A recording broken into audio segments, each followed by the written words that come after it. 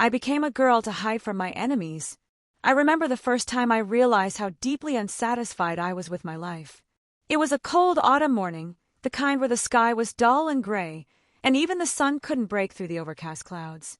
I sat at my desk, staring out the window, watching the leaves dance in the wind, wishing I could be out there too, free, moving, and alive, rather than stuck in the confines of this cubicle. My name is Alex. I'm 26, but I feel as if I'm much older. Not in a wise, seasoned way, but in a way that makes me feel trapped inside my own skin. I work a 9-to-5 job as a graphic designer for a small marketing firm, and although the work is decent enough, I can't shake the feeling that I'm meant for something more. It's as though there's this part of me, buried deep within, that's calling for something more profound, something more real. But I can never quite figure out what that more is. Most people would say I have a good life. I have a steady job, a modest apartment in the city, and a couple of close friends who check in every now and then. But there's an emptiness that I can't seem to fill. I spend my evenings in the silence of my apartment, scrolling through social media, watching others live their lives in ways that seem so effortless, going on vacations, dressing however they want, showing up as their authentic selves without apology. I don't feel like that. I don't feel authentic at all. I feel like an actor on a stage, performing a role I was never meant to play. One thing people don't know about me is that I've always had an affinity for dressing up. Not just a passing interest, but a deep connection to feminine clothing, makeup, and the way it makes me feel. When I was younger, I would sneak into my sister's closet and try on her dresses, heels, and jewelry. I loved the way they made me feel, confident, powerful, and comfortable in my own skin. But I never shared this with anyone. To most people, I'm just Alex, the quiet, reserved guy who goes through life following the rules. But deep inside, there's a part of me that craves freedom, the freedom to express myself, to explore who I truly am. It's hard to ignore the truth that there's something about me that doesn't quite fit into the world I live in. It's as if I'm trying to force myself into a mold that was never made for me. And with every passing day, I grow more frustrated with myself for not living as fully as I know I could. Maybe, I thought, that's where the problem lies. Maybe the dissatisfaction isn't just in my job or my routines. Maybe it's something deeper. Something I haven't been brave enough to confront yet. I have a feeling that the answer lies in breaking away from everything I know.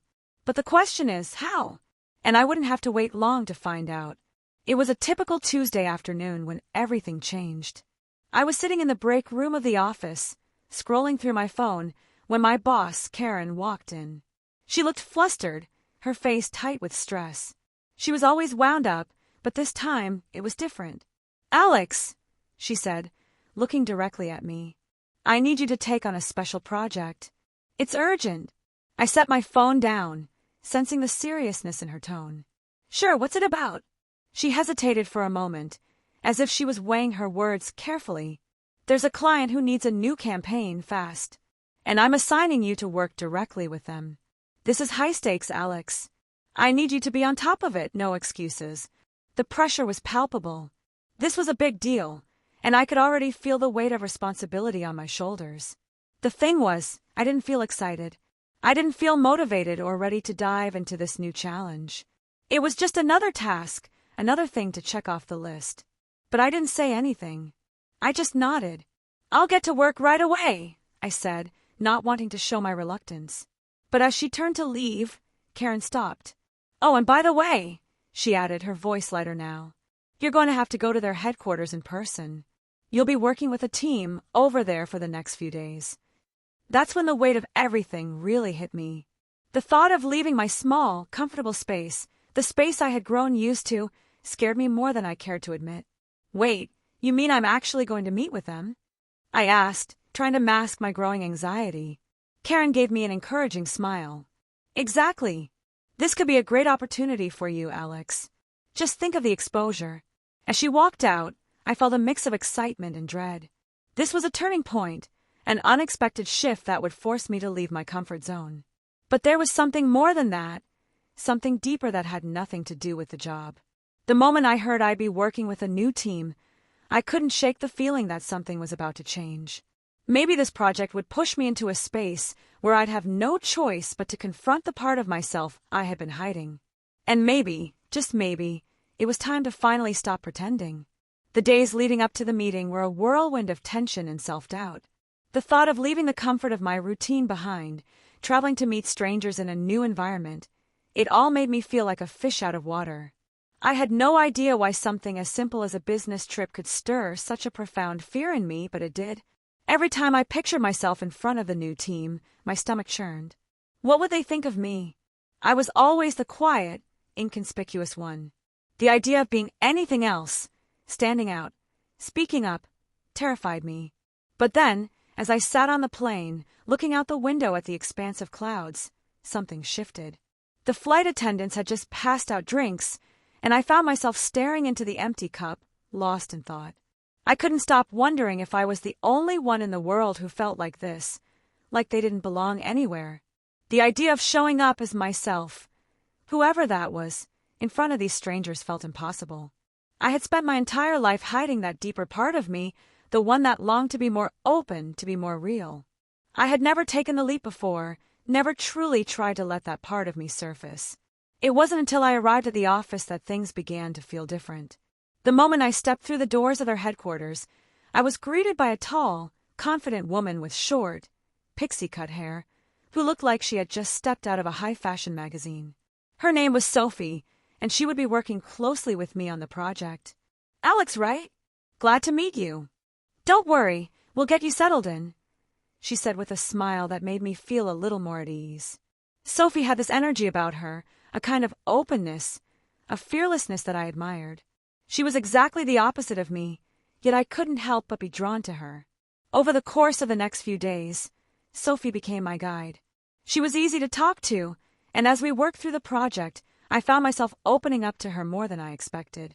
One evening, after a long day of brainstorming, we were sitting in a small cafe near the office. Sophie looked over at me, noticing the tiredness in my eyes. "You're not yourself, you know," she said, her voice gentle but probing. I frowned, not entirely sure what she meant. "What do you mean?" Sophie leaned back, tapping her fingers against the side of her coffee cup. "I don't know, you just seem like you're holding back, like there's more to you than what you're showing. You're not just a graphic designer, Alex. I can tell. It's like you're pretending to be someone you're not." Her words hit me like a ton of bricks. I could feel the truth in them, even if I wasn't ready to face it. How could she see through me so easily? I had spent my entire life curating this mask, this version of myself that was palatable to the world, and here was Sophie, an absolute stranger, cutting through it effortlessly. "I don't know what you mean," I lied, shrugging it off. She raised an eyebrow but didn't press the issue further. Instead, she changed the subject, but her words lingered, rattling around in my mind. That night, back in my hotel room, I couldn't shake the feeling that she was right. I was holding back.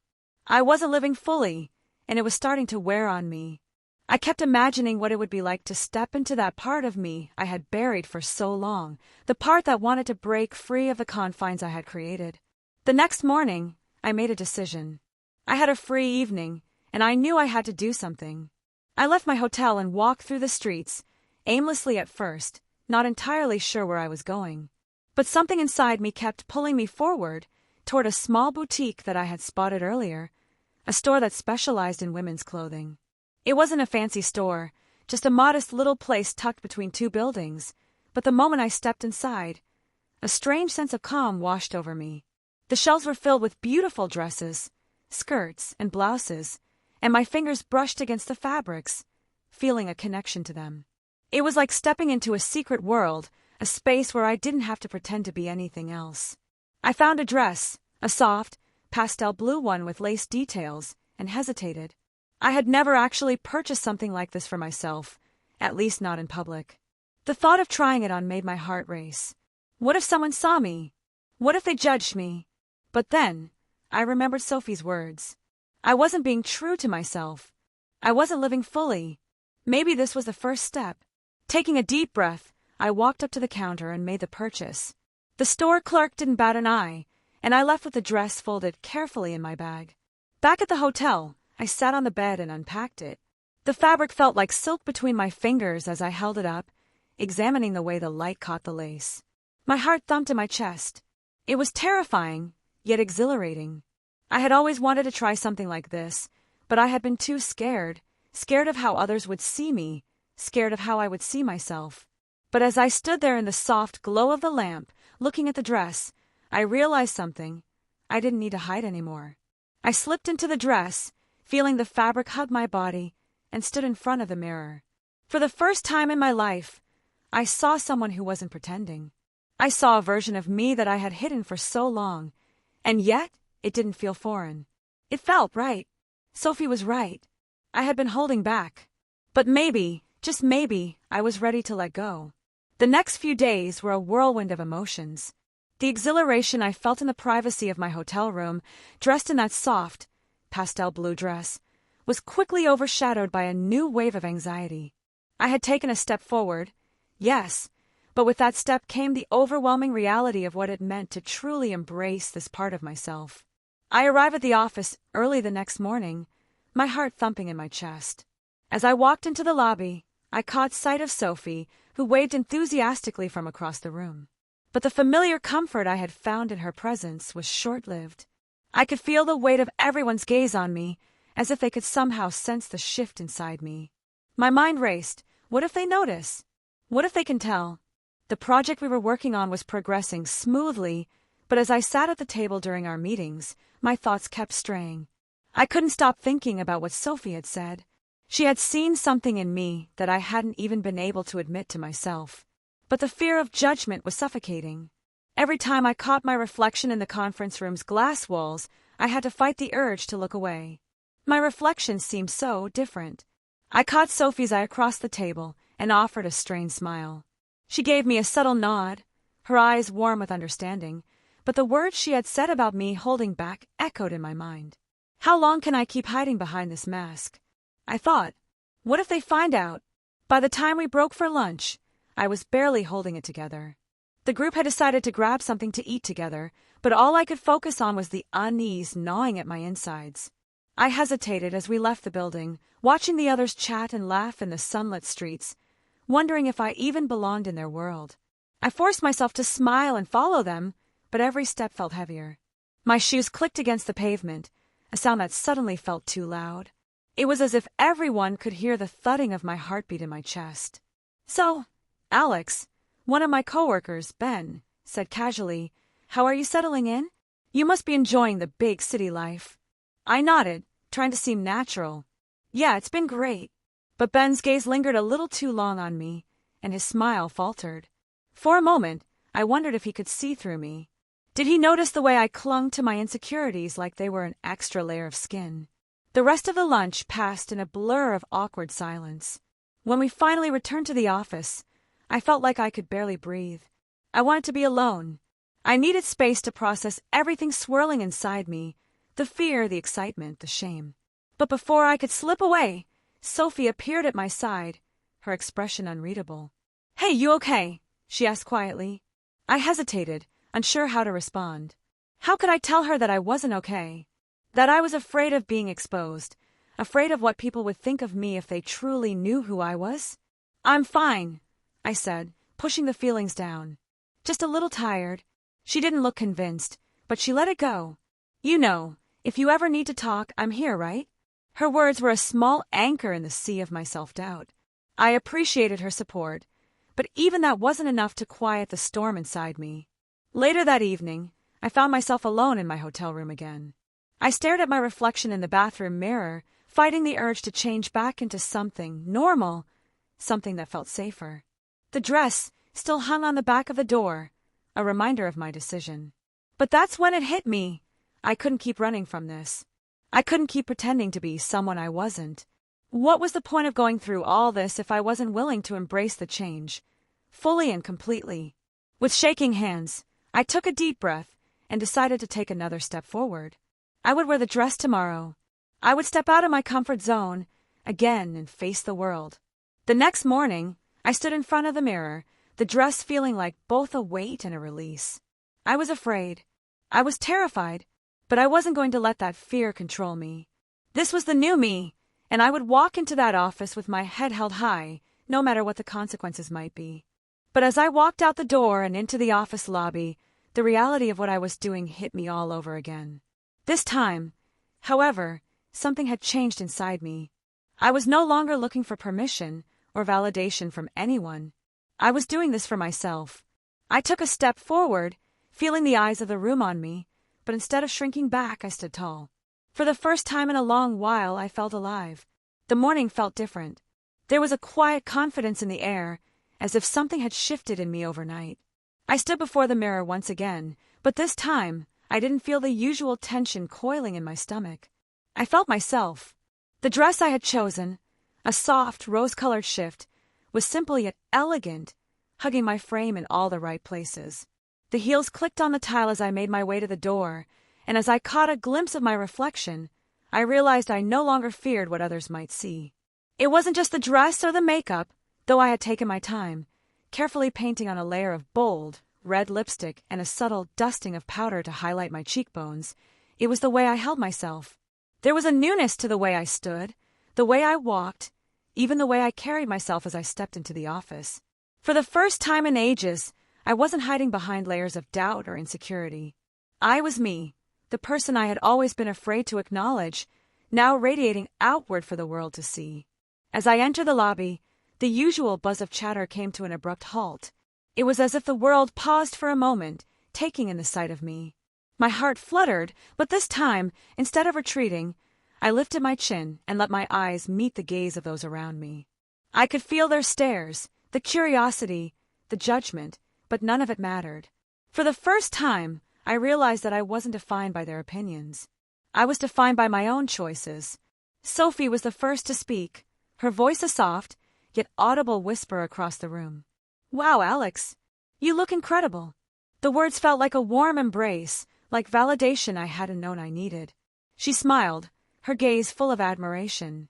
"I knew you had it in you." I met her smile with one of my own, a quiet confidence filling me. "Thanks, Sophie. This feels right." It wasn't long before the others took notice. Ben, the guy who'd asked me about the city at lunch just the day before, raised an eyebrow. "Alex, you look different." In a good way. I wasn't sure what he meant by different, but I wasn't about to overthink it. I simply nodded, feeling the weight of his gaze no longer suffocating. Instead, it was like a breath of fresh air. He didn't see me as a man in a dress anymore. He saw me as someone who was comfortable in their own skin, someone who was unapologetically themselves.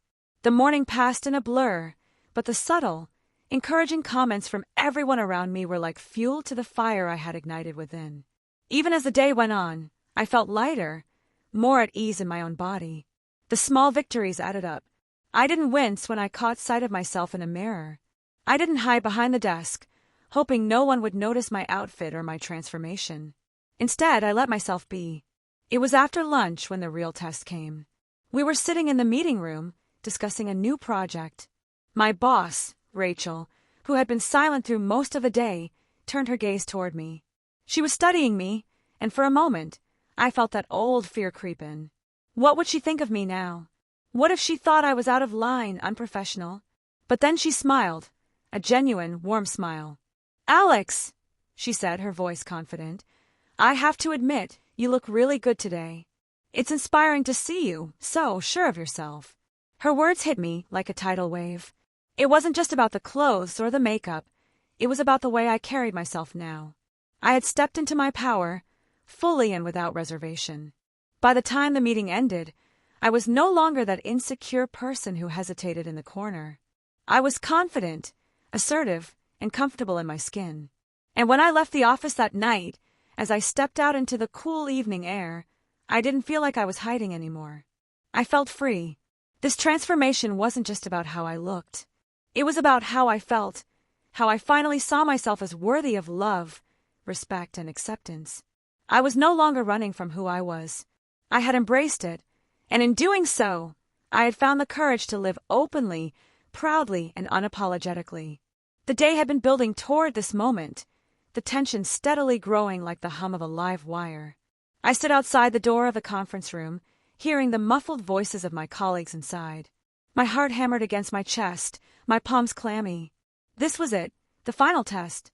The project presentation, my opportunity to prove not just my professional abilities, but my worth to this team. And I was doing it dressed as Alex, Not the version of myself I'd been hiding behind for so long, but the real Alex, the one in the red blouse, the pencil skirt, the boots that made my legs feel strong and unstoppable. A deep breath. One more. As I pushed the door open, the room fell silent. Every pair of eyes turned toward me, their gazes shifting from my clothes to my face, searching for any sign of uncertainty, of doubt. I had spent so many years living in fear of judgment, terrified of rejection, but now I felt something different, a quiet resolve that I couldn't ignore. I stood tall, meeting their eyes one by one. A small, shaky smile tugged at the corners of my lips. The table was filled with familiar faces: Rachel, Ben, Sophie, and others. Their expressions varied, some curious, some confused, others quietly approving. But none of them were hostile. I could feel their judgment, sure, but I no longer feared it. The words I had spent years trying to avoid came tumbling out, and for the first time in my life, I said them without hesitation. I'm here to present the new proposal for the client. I've put everything into this, and I hope you'll take it seriously as I am now. The room seemed to shift, as if they had all been holding their breath along with me. Rachel was the first to speak, her voice soft but firm. You're right, Alex. We will take you seriously. You've earned it. The weight of her words settled over me, and for the first time in my life, I felt seen. Not for the role I had played, not for the image I had tried so hard to project, but for who I truly was. I stepped forward, my hand steady now as I clicked through the presentation on the screen. I was no longer the trembling person I used to be, hiding behind polite smiles and self-deprecating jokes. With every click, every slide I presented, I could feel a new version of me emerging. This wasn't just about the work, it was about me showing up for myself. For the first time, I wasn't afraid of my own reflection. Halfway through the presentation, I noticed Ben watching me, his usual cocky grin replaced with something softer, more contemplative. When our eyes met, I could almost see the shift in him. He wasn't just seeing Alex, the guy who used to blend into the background. He was seeing me. As the meeting wrapped up, I was surprised when Rachel stood, clapping her hands together. This is great work, Alex. Well done. The room followed her lead, a slow but genuine applause rippling through the group. I didn't just hear their approval, I felt it in my bones. It wasn't the kind of applause that came from pity or obligation. It was real. They were celebrating me. I stood there, the echoes of their applause ringing in my ears, and for the first time in my life, I knew who I was. I was no longer bound by fear, shame, or insecurity. I was Alex, the person I had always wanted to be, and the person I was always meant to become. As I left the room, my heart still racing, I stepped into the hallway and paused. My reflection in the glass of the elevator doors caught me off guard for a moment. I looked different, not just physically, but in the way I held myself, in the confidence in my stride. I didn't need anyone's approval to be who I was. The transformation had happened long before today. It had been unfolding inside me, piece by piece, for years. Today, I was finally ready to claim it, and as I made my way back to my desk, I felt something inside me shift once again. It wasn't just the start of a new day, it was the start of a new life, a life where I was truly free to be myself. The days following the presentation passed in a blur of new beginnings. At work, there was an undeniable shift. My colleagues, once distant, now greeted me with a warmth I hadn't expected.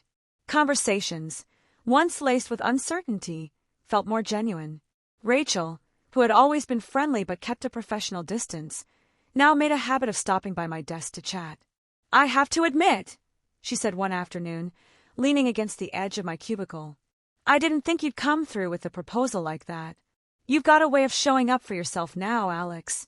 It's inspiring. Her words stayed with me long after she'd walked away, like a quiet affirmation that I wasn't just accepted in this space, I had earned my place. Outside of work, things were different too. My interactions with friends and family felt less like a performance. I didn't have to hide behind the mask I'd so carefully crafted over the years. With my sister, I no longer felt the need to play it cool or wear the tough guy persona I thought she wanted. When we went out for dinner, she smiled as she looked at me. You're glowing, Alex. Whatever you're doing, keep it up. There was a lightness in my step, a freedom I hadn't known existed. The mirror no longer held any terror, It reflected the person I had worked so hard to become. I was no longer shackled by self-doubt or the need to hide. The confidence I had found at work flowed into every corner of my life. I made bolder decisions, sought out new experiences, and opened myself up to the possibility of real, deep relationships, ones that weren't based on half-truths. Perhaps the biggest change was within myself. I had spent so long feeling like an outsider in my own life, but now I felt centered. Every challenge, every moment of fear had been an opportunity to grow, to become the person I had always needed to be. There was no more running, no more hiding. I could finally breathe freely, knowing that the person I was presenting to the world was the truest version of myself. And as I stood in front of the mirror that night, fixing my hair, I smiled. It wasn't just because I looked good.